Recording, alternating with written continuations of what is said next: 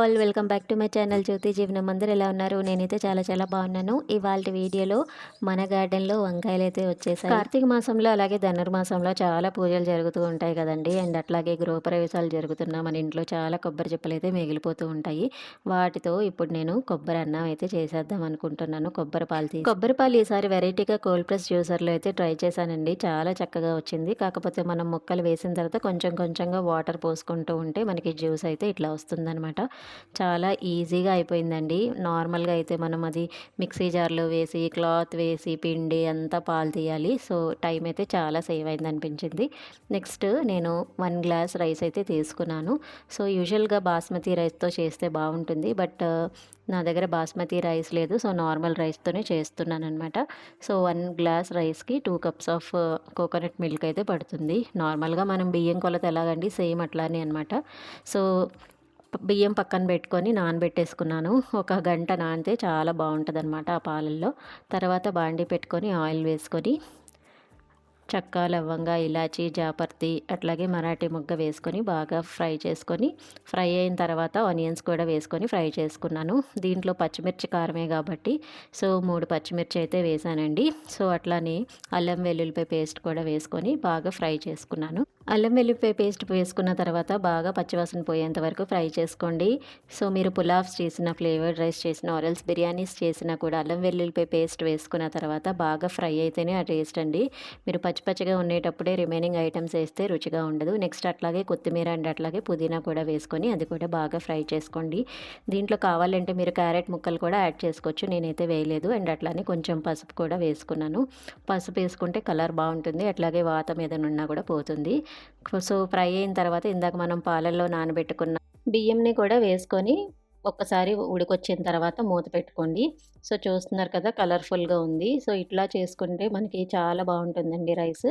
And లాస్ట్లో కొంచెం ఉప్పు కూడా వేసుకోండి తగినంత. తర్వాత మూత పెట్టి ఉడకబెట్టేసుకోండి. సో చూస్తున్నారు కదా మధ్య మధ్యలో చూస్తూ ఉండండి. ఎందుకంటే నేను పెట్టింది స్టీల్ కడాయి కాబట్టి మధ్య మధ్యలో చెక్ చేస్తున్నాను మళ్ళీ మాడిపోద్దేమోనని చెప్పి. సో లాస్ట్‌కి మనకి వాటర్ అంతా ఇంకిపోయిన తర్వాత కొంచెం వాటర్ ఉన్నప్పుడు ఇంకా దమ్ముకైతే పెట్టేసుకోండి. ఈ టైంలో పెట్టేసుకున్నాను. ఎందుకంటే స్టీల్ కడాయి కదండీ! తొందరగా మాడే ఛాన్సెస్ ఉంటది. మీరు కొంచెం మందం గిన్నె పెట్టుకుంటే చాలా బావుంటదనమాట. సో ఇన్ కేస్ మీరు కుక్కర్‌లో వేసుకుంటే గనక రైసు, పాలు వేసుకున్నాక ఒక 3 విజిల్స్ పెట్టుకుంటే సరిపోతుంది. బాస్మతి రైస్ అయితే ఒక 2 విజిల్స్ చాలండి. ఫైనల్‌గా ఇంకా రైస్ కంప్లీట్ అయిపోయిన తర్వాత నెయ్యి వేసుకొని ఇంకా స్టవ్ ఆఫ్ చేసుకోవడమే. చాలా బావుంటదండి. దీని టేస్ట్ అయితే ట్రై చేయండి. చల్లగా ఉన్నప్పుడు క్లైమేట్ ఇది తింటే చాలా బావుంటుంది. ఇన్ కేస్ మీరు నాన్ వెజ్ ప్రిఫర్ చేస్తే చికెన్ కర్రీతో తింటే చాలా బావుంటుంది. నేను వెజ్ కర్రీతో చేశాననమాట. దీనికి వెజ్ కాంబినేషన్ వచ్చి వంకాయ, బంగాళదుంప అట్లాగే శనగపప్పు కాంబినేషన్ అనమాట. చాలా బావుంటదండి ఈ టేస్ట్ కూడా. దీనికి కూడా ముందుగా ఆయిల్ వేసుకొని తర్వాత చెక్క, లవంగ, ఇలాచీ వేసుకున్న తర్వాత ఒక ఆనియన్ అయితే కట్ చేసి వేసుకోండి. నేనైతే చిన్న ఆనియన్ అయితే వేసుకున్నాను. ఇట్లాగ పొడవుగా కట్ చేసుకున్నాననమాట ఆనియన్స్. అండ్ అట్లానే ఒక పచ్చిమిర్చి అయితే కట్ చేసి వేసుకున్నాను. సో బాగా ఫ్రై అయిన తర్వాత కొంచెం అల్లం వెల్లుల్లిపాయ పేస్ట్ కూడా వేసుకొని బాగా ఫ్రై చేసుకోండి. ఫ్రై అయిన తర్వాత బంగాళదుంప ముక్కలు అట్లాగే వంకాయ ముక్కలు కూడా వేసుకొని మగ్గపెట్టుకోండి. ఫస్ట్ బంగాళదుంప మూత పెట్టి మగ్గించండి. ఎందుకంటే టైం ఎక్కువ పడుతుంది కదా! తర్వాత వంకాయ ముక్కలు కూడా వేసుకోండి. వేసుకున్న తర్వాత ఒక్కసారి ఫ్రై చేసిన తర్వాత మళ్ళీ మూత పెట్టి ఒక 2-3 మినిట్స్ మీడియం ఫ్లేమ్‌లో మగ్గించండి. కొంచెం సాఫ్ట్ అయిన తర్వాత శనగపప్పు ఒక 1 అవర్ ముందు నానబెట్టుకున్నాను. సో శనగపప్పును కూడా యాడ్ చేసుకొని బాగా మిక్స్ చేసుకోండి. సో శనగపప్పు తర్వాత ఒక టొమాటో కూడా వేసుకొని అది కూడా బాగా ఫ్రై చేసుకున్నాను. దీనివల్ల రుచి అనేది బావుంటుంది. అట్లాగే గ్రేవీ కన్సిస్టెన్సీ మంచిగా వస్తుంది. సో బాగా ఫ్రై అయిన తర్వాత ఉప్పు లాస్ట్‌లో వేసుకుంటే బెటర్ అండి శనగపప్పు మగ్గిన తర్వాత. ఎందుకంటే శనగపప్పు ఉప్పేస్తే మగ్గదనమాట. ఉప్పు, కారం, ధనియాల పొడి, జీరా పౌడర్ ఇవన్నీ వేసి ఒక్కసారి కలిపేసిన తర్వాత మళ్ళా ఒక 2 టీ గ్లాసెస్ ఆఫ్ వాటర్ అయితే వేసుకోండి. ఎందుకంటే గ్రేవీ రావాలి కాబట్టి.